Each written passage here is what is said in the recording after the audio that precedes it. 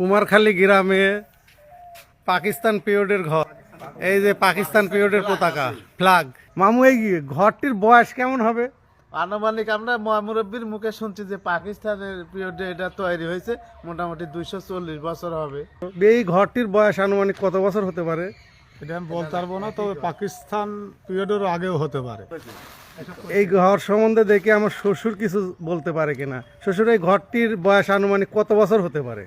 এই ঘরটি আমরা ছোটবেলা থেকে দেখতেছি, এমন মুরব্বীর মুখে শুনছি যে ঘরটি সম্ভবত ব্রিটিশ পিরিয়ডে তৈরি।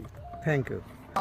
দেখে এই ঘর সম্বন্ধে আমাদের প্রবীণ মুরব্বী কিছু বলতে পারে কিনা। এই ঘরটি মোটামুটি কত বছর আগে এটা প্রতিষ্ঠিত মোটামুটি করেছিল? বলা যায় যে পাকিস্তানের প্রথম দিকে থেকে এই ঘরটা তৈরি হয়েছে। তো ঘরে কোনো মানুষজন থাকে না। মানব শূন্য। Thank you.